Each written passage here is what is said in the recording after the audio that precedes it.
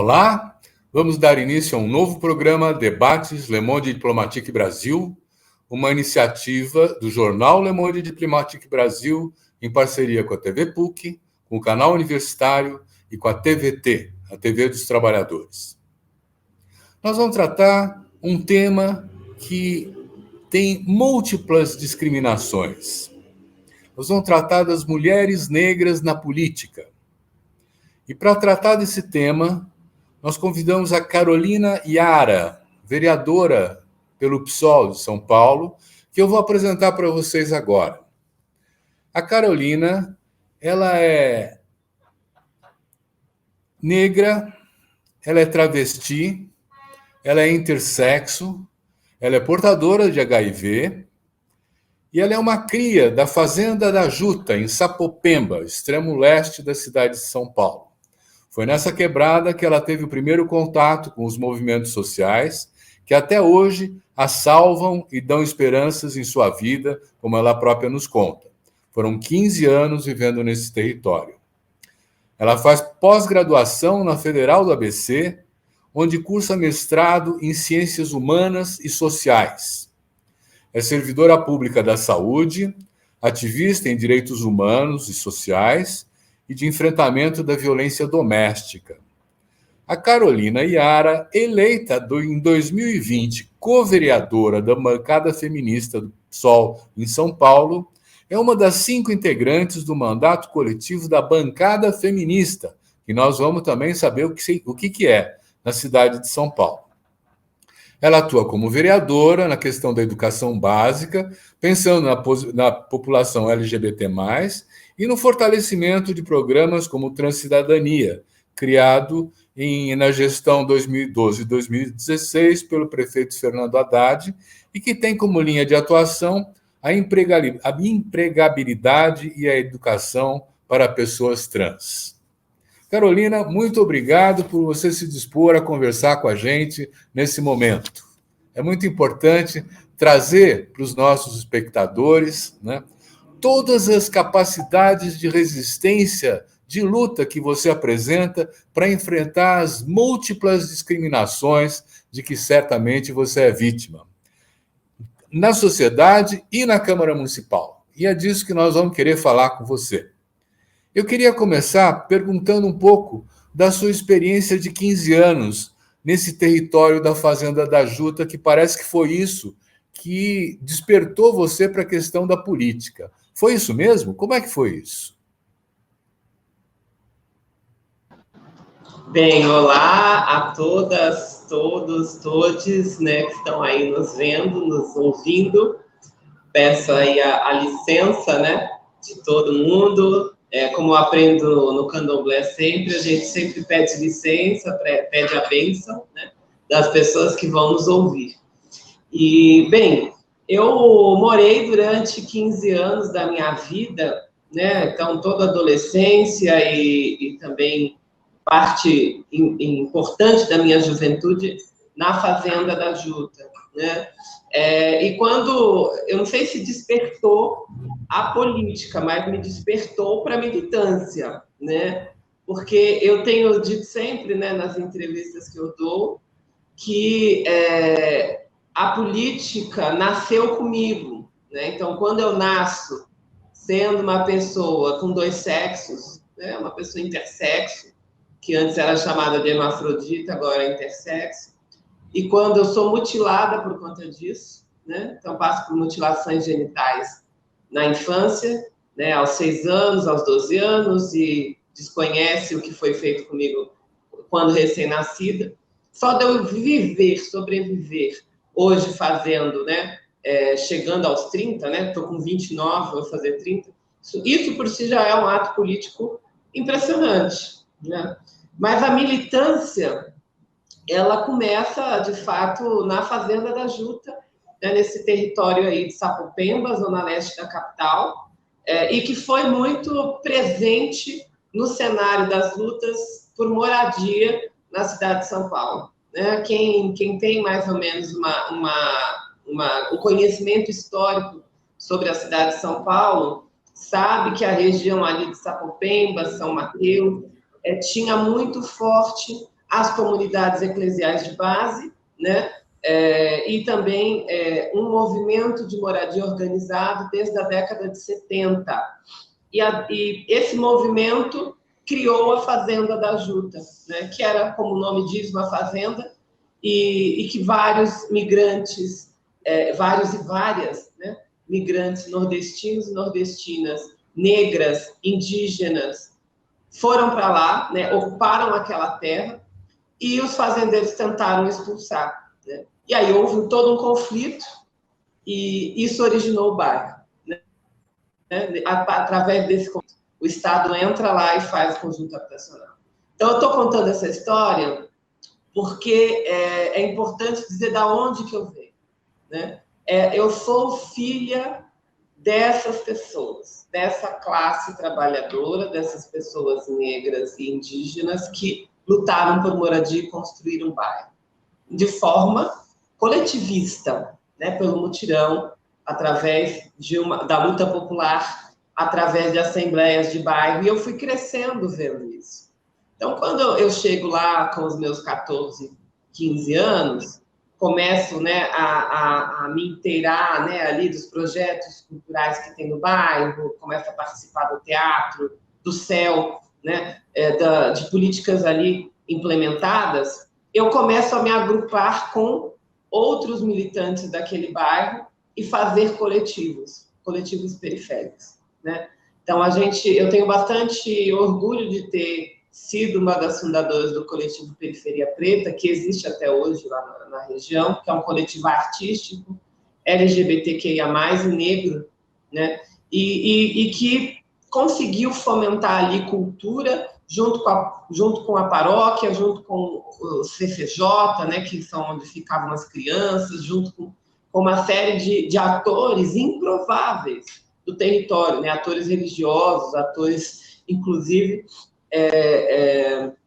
de figuras que em outros momentos levavam até medo para as pessoas, né, através do crime, que a gente conseguiu trazer para o nosso lado e fazer esse fomento à cultura e à luta pela identidade, né? Porque uma vez garantido a casa, né, isso eu sempre costumo dizer, a geração anterior da Fazenda da Juta tinha garantido a casa e os direitos básicos, o posto de saúde, né, as escolas, e nós, que somos os filhos rebeldes, né, queríamos mais, né?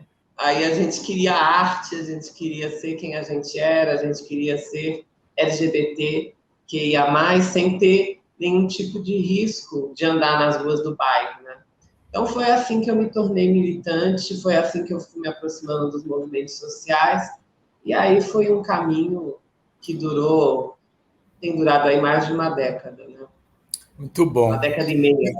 Uma década e meia. E conta pra gente, como é que você começou a trabalhar na saúde? Foi uma situação bem interessante, porque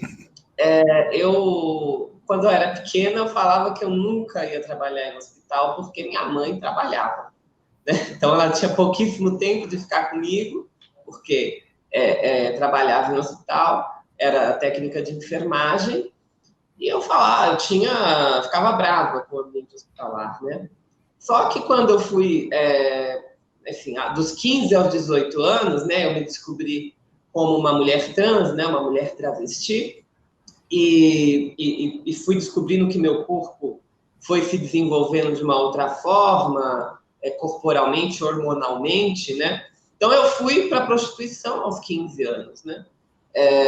Porque naquele momento, 2008, 2009, era ainda muito complicado travestis e transexuais nos ambientes de trabalho, né? Então, eu ia no telemarketing, eu ia fazer bico aqui e ali, mas ninguém me contratava de uma forma mais efetiva, de uma forma mais permanente.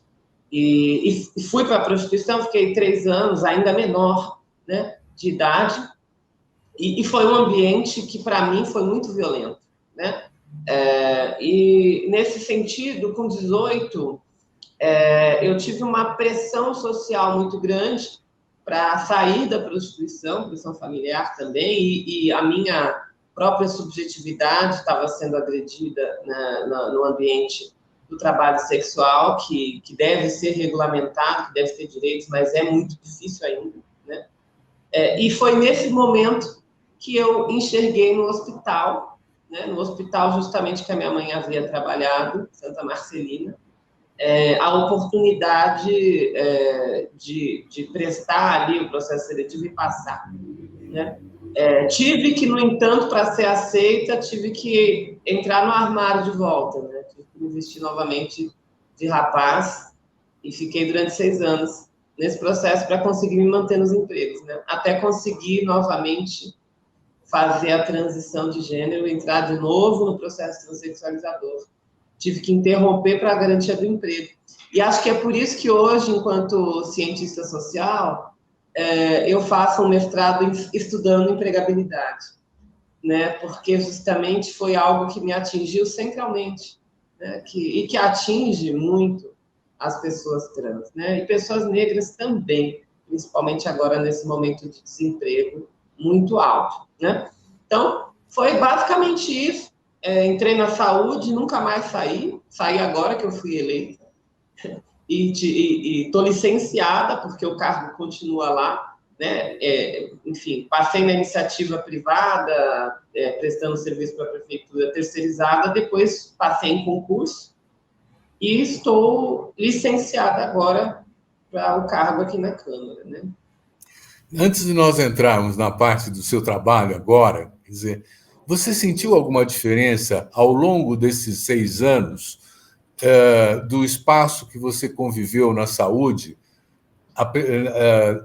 da parte tanto dos órgãos públicos, das autoridades lá, quanto dos seus colegas de trabalho, na sua revelação como travesti? Foi um processo, né? Um processo bastante delicado, né? Claro, teve as pessoas que me acolheram e que eu tive que ter todo um jogo, uma paciência para ir explicando mesmo para as pessoas esse meu processo, né? Pessoas de boa fé que me ajudaram muito. Mas teve bastante pessoas também que foram transfóbicas, né? E que também o próprio serviço público demorou para entender o que fazer comigo, né? Eu, como uma assistente de políticas públicas da Secretaria de Saúde, por exemplo, demorei quase 1 ano para ter meu ponto com o nome mudado, né? Então, vinha o nome antigo, eu já tendo feito. Na verdade, eu só consegui mesmo fazer mudar as coisas, o meu nome, né, no ambiente de trabalho, no crachá, essas coisas, quando eu retifiquei, né? Então, eu não tive o nome social respeitado em alguns ambientes, né, no ambiente burocrático da prefeitura. Tanto, uma outra coisa que é interessante é que eu ganhei na justiça o direito de trabalhar afastada durante o auge da pandemia, e nos processos que a gente moveu, né, óbvio, a minha parte me tratava pelo nome social, a parte, né, da justiça me tratava pelo nome social e a prefeitura me tratava pelo nome antigo. Então, essas situações de transfobia, elas são muito comuns, inclusive para quem é servidor, né? E acho isso um absurdo, né? Porque muitas pessoas trans não vão ter a condição de pagar os documentos, as certidões e tudo que é necessário para fazer a retificação no cartório, né? Porque eu paguei quase R$600 para conseguir tudo, juntando tudo, né? Imagina, uma pessoa em vulnerabilidade não vai ter esse dinheiro, né? E ainda não temos política pública para acessar essa retificação de forma gratuita. Então, de fato, eu fiquei bastante preocupada com o próprio processo que eu sofri, né? Estando num lugar que poucas pessoas trans acessam. Pra você ter uma ideia, o hospital que eu trabalhava tinha mais de 2.000 funcionários e eu era a primeira a pedir retificação de gênero, né? A primeira a mudar os documentos. Então... Bom, só pelo que você já contou, você é uma batalhadora incansável, né? Conta pra gente como é que você se encaminhou para ser candidata a vereadora na cidade de São Paulo? Essa é uma história. Porque, na verdade, eu não queria, eu fui convencida a ser, né? É, eu acho isso interessante quando me perguntam, né? Porque várias pessoas têm a vontade legítima, né? De um dia ser. E eu nunca tive isso, eu sempre quis ser escritora, eu sempre quis ser estudiosa, nunca me passou pela cabeça ser parlamentar. Mas eu fui entrando no ambiente partidário, que eu achava importante eu fazer também essa militância, não só nos movimentos sociais, mas também dentro de um partido político de esquerda. Comecei a me entender enquanto uma socialista, comecei a entender de que eu não aceitava o sistema social que a gente vive, então, não continuo não aceitando. Então, eu fui me aproximando dessa forma dos partidos de esquerda e encontrei no PSOL aí um lugar que eu achava interessante estar dentro. E comecei a ver as dinâmicas do PSOL, comecei a perceber que o PSOL tem várias correntes internas, né? O PT também, mas o PSOL tem mais, né? Mais numerosas correntes. Entrei numa dessas correntes internas do partido em 2015, né? Me filiei e estou aí até hoje dentro do PSOL. E através dessa militância também partidária, eu pude levar para o partido todas as lutas que eu fazia também fora, né? Então, no próprio serviço público, eu trabalhava com vítimas de violência, né? De 2011 a 2017, eu trabalhei com isso, com aborto legal. Então, levava essa questão. A questão de ser LGBTQIA+, estava mais próxima de movimentos sociais. A questão de ser uma pessoa vivendo com HIV, também estando na rede estadual de jovens vivendo com HIV, fazendo o coletivo Louca de Efavirense, que foi um coletivo que eu ajudei a fundar no movimento de AIDS, estando próxima do movimento paulistano de AIDS, enfim.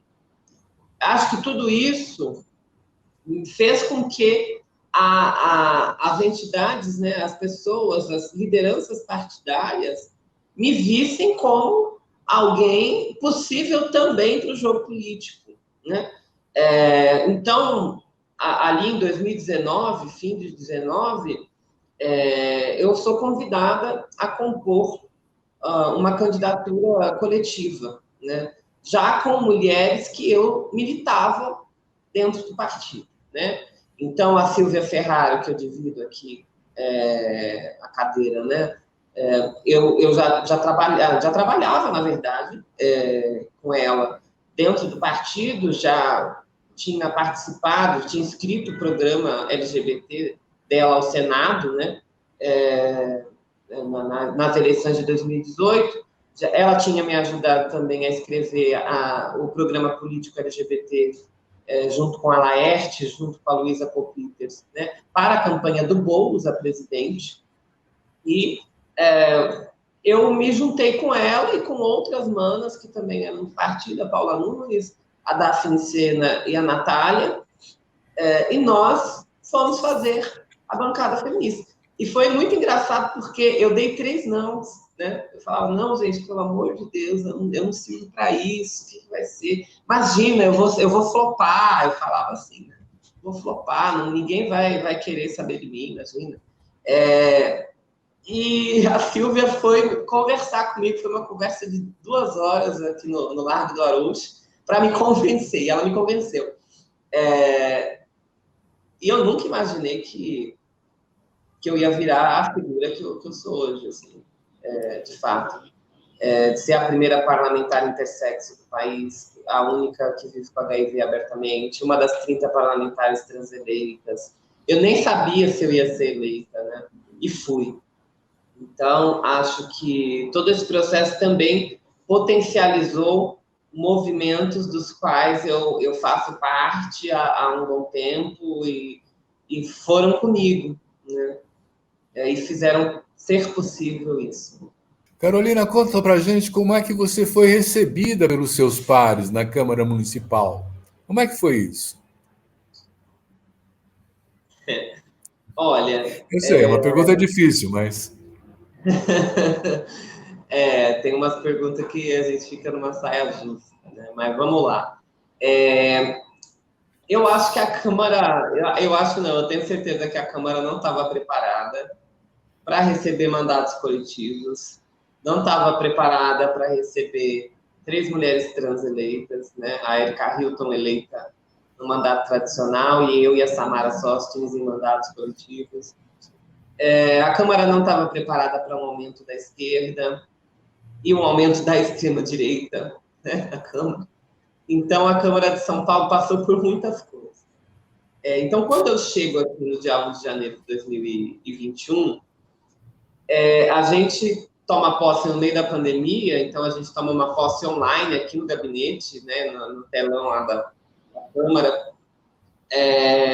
E logo em seguida tem a vereadora Samara Sostnes, não, a vereadora Sonaira Fernandes, desculpa, ela é vereadora de extrema-direita daqui, é uma mulher negra, né, evangélica, que subiu na tribuna para falar contra as pessoas trans. Logo após a posse nossa, né, logo após a minha posse na bancada, ela subiu para falar mal de pessoas trans e da ideologia de gênero. Ali eu já vi que eu não ia ter refresco aqui dentro, né? E logo em seguida, né, no final do mês de janeiro, eu sofro intimidações na minha casa, jogam bombas, né? Bombas, fogos de artifício, morteiro dentro da minha casa para me assustar. E tem toda uma repercussão enorme, a princípio se pensando em tiros mesmo, né, na casa. Recebo ameaças pela internet, através do tal garçom reaça, que também invadiu o gabinete da Erika Hilton, em que ele incita, né, seus seguidores a me perseguirem porque eu sou travesti e vivo com HIV. Então, eu sou recebida, digamos assim, na Câmara com muita polêmica, muita violência, já com uma discussão se eu merecia ou não ter escolta, né? já tendo seguranças pagas pelo mandato, pelo partido, a tiracolo, né? E também tendo toda uma mobilização de entidades da sociedade civil organizada para garantir a minha proteção. Então, assim, os primeiros 6 meses do mandato foi um verdadeiro inferno na minha vida. Agora, isso já se tranquilizou. A partir do segundo semestre do mandato, se tranquiliza mais e eu consigo fazer mais para aquilo que eu fui eleita, né? Consigo mais estar nos territórios, que eu não sou uma vereadora muito de gabinete, eu venho ao gabinete fazer as coisas que têm que ser feitas, vou ao plenário sempre com a Silvia que é nossa porta-voz, né, que fala, mas eu gosto de estar nos territórios. Né? Então, consegui voltar a fazer essas coisas que eu sempre gostei depois do segundo semestre do mandato. No primeiro foi muito caótico. E assim, né, a gente passa por esses constrangimentos aqui dentro quase que o tempo todo. Sempre tem um vereador que usa a tribuna para ser transfóbico, ou para falar mal da ideologia de gênero, ou projetos de lei que querem proibir pessoas trans de irem no banheiro. Enfim, há sempre esses embates, né? E outra coisa que eu acho que é importante a gente levantar dentro das casas legislativas é a questão do assédio, tá? O assédio, seja ele sutil, seja ele explícito, como aconteceu na Lespe, né, com a Isa Pena, né? Também a violência racista, como aconteceu com a Mônica Seixas, né, de falar que vão colocar um cabresto nela. Então, essas coisas a gente vivencia o tempo todo. né? Já teve vez de eu entrar no elevador com um macacão, bem chique, digamos assim, né? Porque era uma sessão solene, e chegou um vereador, entrou no elevador, perguntou se eu ia para um casamento, que eu estava espetacular, e que eu tinha um corpo assim assado. Eu tive que lembrá-lo que eu era uma vereadora e que eu não tinha pedido a opinião dele, né? Então, assim, são coisas muito básicas que às vezes acontecem dentro do ambiente parlamentar, porque eles estão tão acostumados, né, a poder fazer o que quiser com mulheres negras, a pedir um café para as mulheres negras, ou dizer que elas são gostosas igual a Globeleza e não sei o quê. E quando ela, né, vê numa situação ali no elevador com eles, eleitas iguais a eles, dá um tchutchu, e eles não fazem aquilo que deveriam, né? Mas a gente está aqui para lembrá-los onde é o nosso lugar, que é aqui. Quer dizer que então você voltou como vereadora para a Fazenda da Juta para fazer a ligação com os movimentos? Voltei.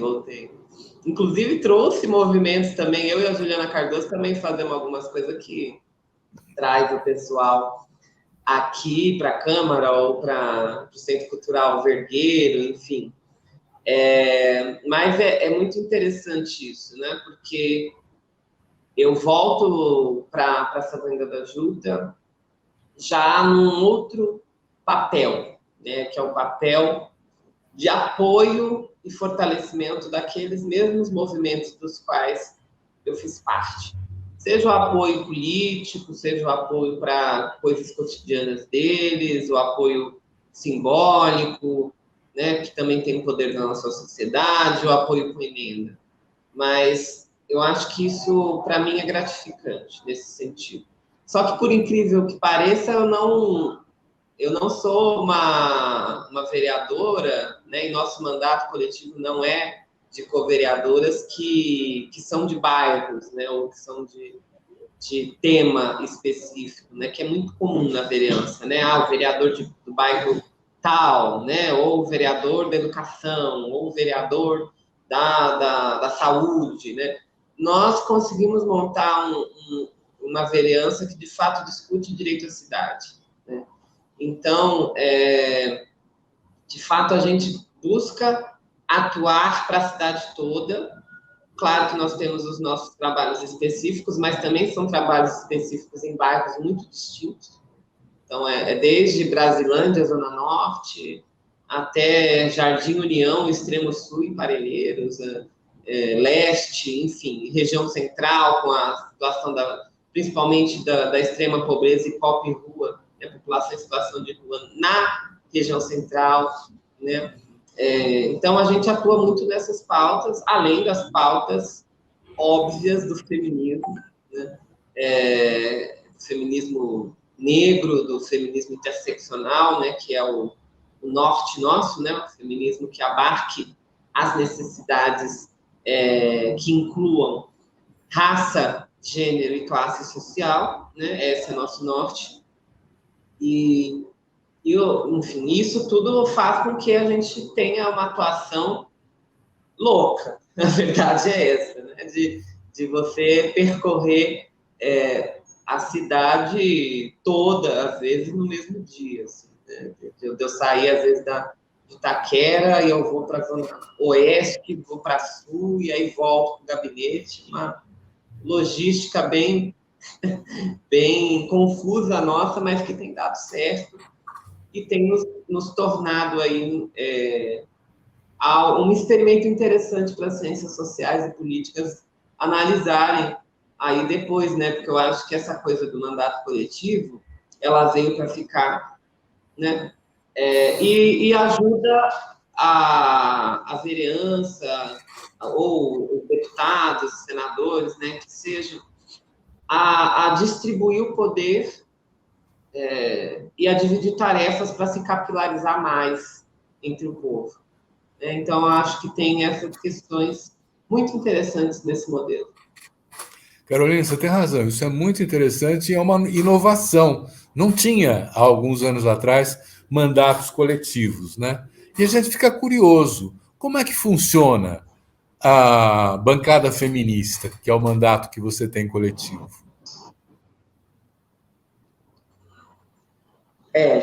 Sempre me fazem essa pergunta, né? Porque, enfim, teve experiências boas, experiências não muito boas, né, com o modelo, mas a gente teve que fazer um esforço entre nós de garantir um método, né? Como que nós vamos fazer este mandato coletivo funcionar? Né? Então, a gente teve que, primeiro de tudo, estabelecer uma rotina de democracia dentro do mandato. Né? Então, em vez de você ter uma cabeça e uma segunda cabeça, né, que decide as coisas dentro do mandato, que em geral é o parlamentar ou a parlamentar e o chefe de gabinete, a gente foge dessa estrutura e entra numa estrutura do debate coletivo. Né? E isso nos dá um pouco mais de trabalho. Né? Porque aquilo que seria decidido numa canetada, num pensamento do chefe de gabinete, do parlamentar, na verdade, você tem que botar na mesa e reunir com a equipe, né? E com as co-vereadoras. Né? Então, nós temos um regime de reunião quase que permanente. Né? Então, semanalmente, nós temos na segunda-feira uma reunião com as co-vereadoras e os principais assessores do mandato de manhã, para decidir tudo que nós vamos fazer durante a semana, as prioridades, o que vai ter de fala no plenário, quais os principais projetos de lei, etc. À tarde, temos uma reunião mais expandida com outros assessores. E digamos que a segunda é o grande dia de decisão. Né? E assim, mas também, durante a semana, a gente vai chamando as pessoas por telefone, por grupo, e conforme a necessidade, podemos nos reunir todas, assim, emergencialmente. E é um processo que tem funcionado, porque aí a gente estabelece, através, seja do percurso e trajetória de cada co-vereadora, os movimentos que cada co-vereadora tem relações, e também através das necessidades que vão chegando. Né? A necessidade, por exemplo, com extrema pobreza e pobre rua, né, população em situação de rua, não era algo que eu dominava antes de ser eleita, mas foi algo que bateu a porta e eu peguei como uma de minhas tarefas prioritárias dentro do mandato. Assim como outras, né? A Daphne Sena, que é a outra vereadora nossa aqui, ela não era especialista em política urbana e é ela que toca os nossos trabalhos na Comissão de Política Urbana por causa do plano diretor, né, da cidade. Então, assim foi se sucedendo. Então, a gente se divide assim. Então, uma frente parlamentar, por exemplo, temos a frente parlamentar ambientalista, a Natália Chaves, ambientalista, que toca. Eu toco a frente parlamentar de controle do HIV/AIDS e da tuberculose. Né? Também estou na CPI da transfobia, que é presidida pela Érica Hilton. E perceba, a gente vai colocando as co-vereadoras nesses espaços, e são espaços que não precisa ter a vereadora que foi o nome na urna. Então, a gente, de fato, conseguiu subverter essa lógica do mandato tradicional. Né? Claro que a gente sabe que tem mandatários tradicionais que funcionam coletivamente. Né? Eu sei muito bem que parlamentares, e que também já foi prefeita, né, como a Erundina, ela tem esse funcionamento dentro do mandato dela há muito tempo. Né? Então, também não é algo que, eu digo, a gente inventou a roda, né? Mas acho que a gente conseguiu apresentar isso melhor publicamente através de um modelo de mandato coletivo. Olha, tomara que ele se difunda e se multiplique, né? Porque dá muito mais capilaridade E a impressão que dá é que o mandato coletivo olha mais para a sociedade do que para a Câmara em si, né? Isso é muito bom Exato, também. Então, exato. A gente não fica se preocupando com gabinete somente, né? Ou com as coisas burocráticas, é para a sociedade. e tem jeito de mudar a institucionalidade para que o mandato coletivo ganhe um reconhecimento institucional maior? Com certeza, com certeza. Precisamos para ontem que o Congresso aprove a emenda parlamentar que institua os mandatos coletivos. Já está tramitando, então o Congresso só precisa apreciar, né? Sair de cima, né? Então, a gente tem uma frente de mandatos coletivos eleitos, né, no Brasil, porque em 2020 explodiu, né? Então, tem vários mandatos coletivos eleitos e isso precisa ser visto, né? Eu não sei se o TSE teria essa prerrogativa, mas acho que o TSE também tem que montar algo provisório para que os mandatos coletivos funcionem sem ser perseguidos, né, pela institucionalidade, até que o Congresso resolva a questão, né? Enquanto isso não acontece, a gente continua subvertendo a ordem. Carolina, conta um pouco para a gente o avanço nos temas que vocês propõem. Educação básica, pensando na população LGBTQI+, fortalecimento do programa Transcidadania, empregabilidade e educação para pessoas trans. Como é que vão essas propostas na Câmara? Difícil. O que a gente conseguiu aqui na Câmara de São Paulo foi uma aprovação quase que unânime do auxílio aluguel para vítimas de violência. Isso a gente conseguiu aprovar. Conseguimos aprovar também algumas datas importantes no calendário, conseguimos instituir audiências públicas muito importantes, como a audiência pública da visibilidade intersexo, conseguimos enviar uma série de emendas parlamentares e recursos financeiros para, né, diversos projetos, para diversos equipamentos públicos, né, da cidade. A gente mandou mais de R$1 milhão de reais para vítimas de violência, para a questão de mulheres, né, a pasta, subpasta, na verdade, de mulheres da cidade. Então, a gente tem, na verdade, tido um trabalho muito maior de fortalecimento de projetos, movimentos sociais e de serviços públicos através da emenda parlamentar e através também da nossa prerrogativa de fiscalizadoras, né, do poder público, muito mais do que através dos projetos de lei, porque os projetos de lei só passa aqui na casa projetos de lei que tenham acordo. E o que a direita faz? Aquilo que a direita acha que é demais para eles, eles não passam. Então, tem alguns projetos que a gente apresentou aqui na casa, como o de empregabilidade trans, né, que institui a Semana de Empregabilidade Trans na cidade de São Paulo, com projetos, uma série de coisas. Ele foi barrado pelos fundamentalistas. Do mesmo modo, a gente teve barrado também o nosso projeto de educação para a igualdade de gênero e racial nas escolas do município, né? Colocando em lei aquilo que já está no currículo, né? Não quiseram.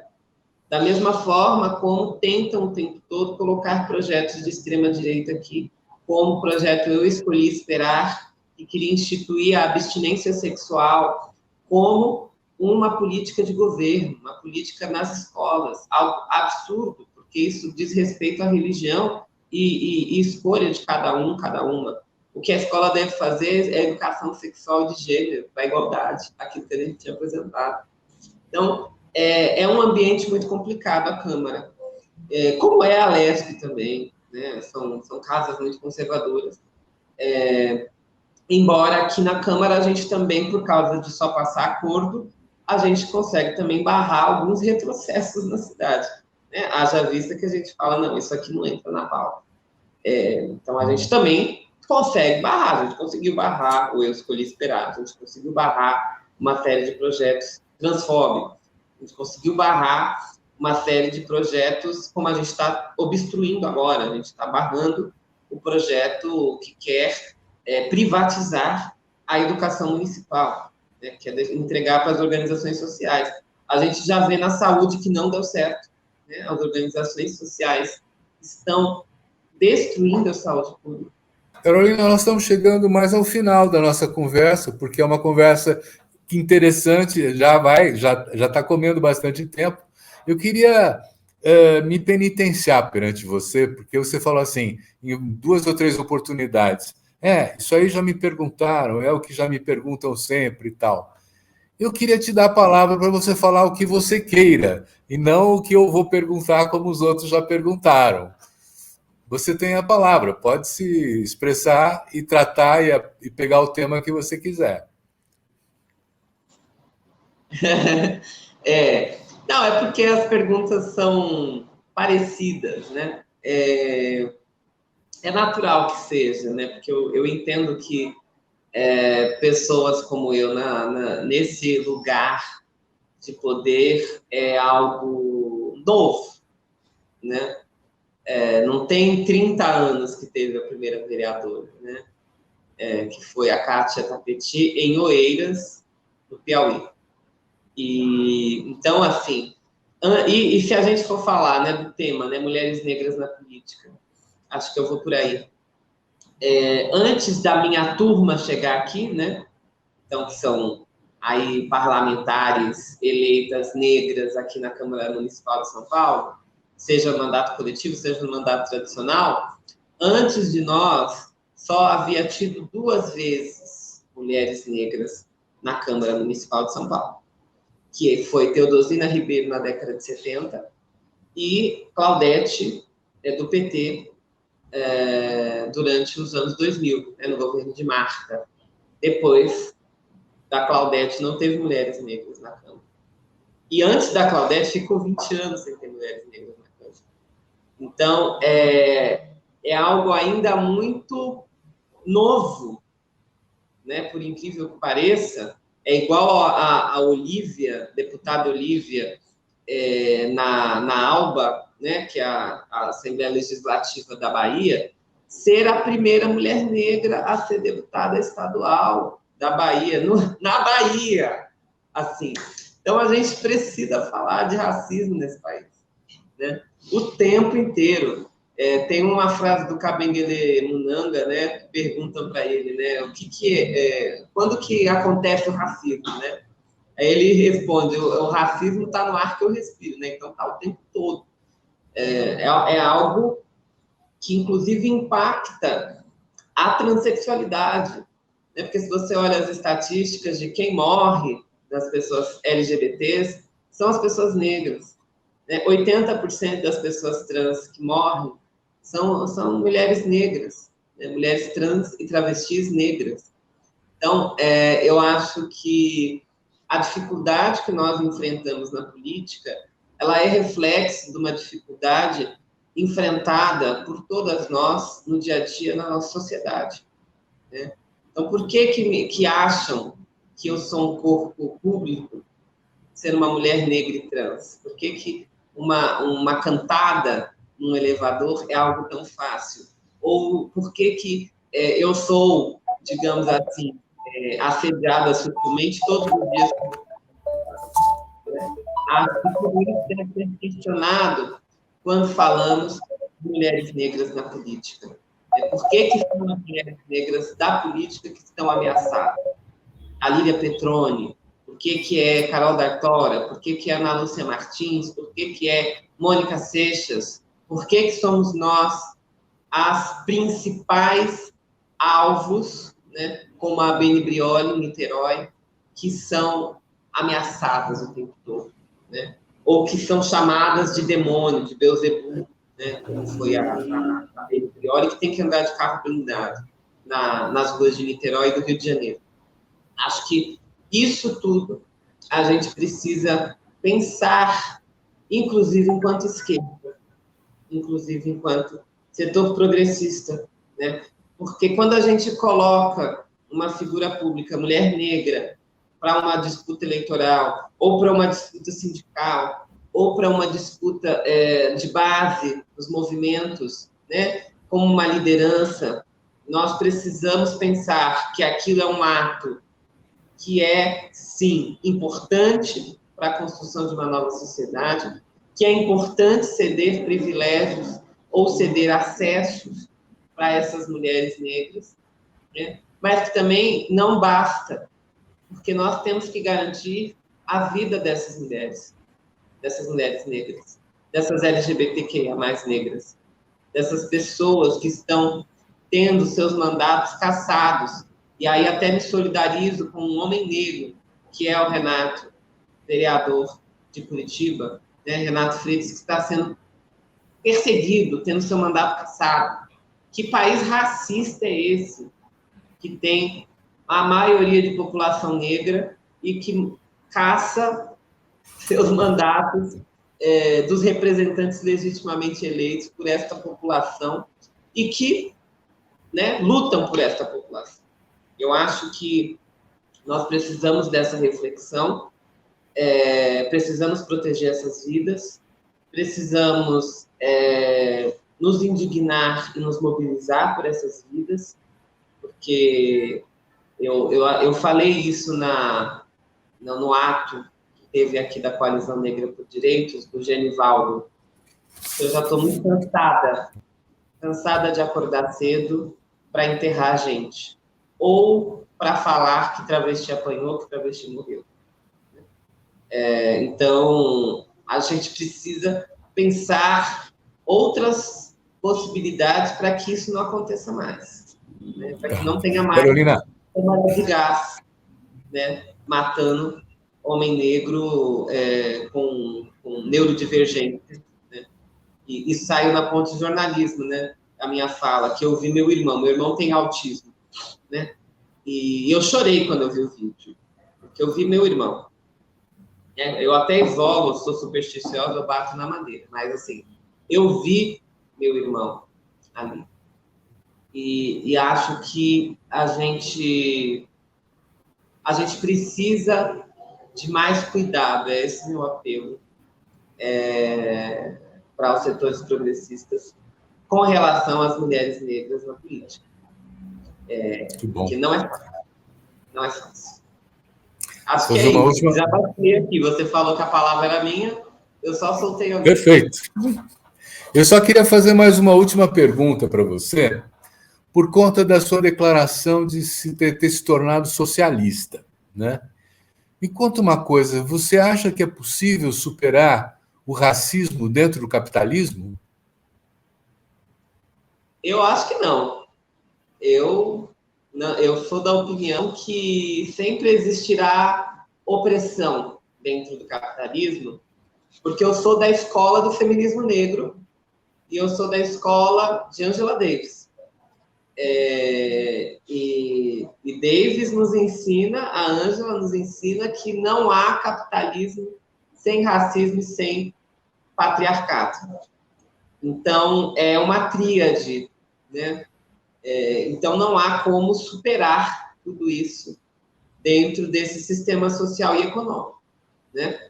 E eu digo também dentro desse sistema de escravidão moderna, que agora nós temos aí representado pelo cárcere e representado pela reforma trabalhista, né? Porque foi outra coisa que eu disse no ato lá do Genivaldo, né? Qual que é a diferença que tem do escravo mascateiro carregando seus quitutes, né? Antes da abolição e depois dela, e qual que é a diferença do cara que pega a sua bicicleta e vai entregar no iFood por uns trocados, por cada entrega, sem direito, sem nada? Qual que é a diferença? O que mudou? Então, de fato, eu percebo que o capitalismo ele até consegue conceder algumas coisas em algum dado momento histórico, depois ele destrói tudo. Então, acho que a gente precisa superar esse modelo. Essa é a minha opinião, né? É óbvio que... Só que assim, eu quero, antes de terminar nosso tempo, eu quero deixar aqui muito escurecido, muito explícito, de que não é para cairmos também na falácia de que primeiro a gente constrói o socialismo para depois discutir raça. E foi um grande erro alguns setores da esquerda dizer isso, tanto do racismo quanto da questão do gênero. A luta de classes, ela deve ser feita com tudo, porque as pessoas são feitas de carne e osso. Eu sou a Carolina da classe trabalhadora, mas eu não sou só a classe trabalhadora. Eu sou uma mulher negra e sou uma mulher trans. Então, se não tem essas lutas todas representadas na luta de classes, ela não é uma luta de classes verdadeira. Muito bom. Olha, eu quero agradecer muito a nossa conversa. Eu acho que ela foi muito rica. Ela trouxe para os nossos telespectadores, para as nossas telespectadoras, uma visão assim que não é muito comum. Então, eu quero só agradecer a você e agradecer a você que nos assiste também, dizendo que semana que vem tem mais. Até a semana. Até.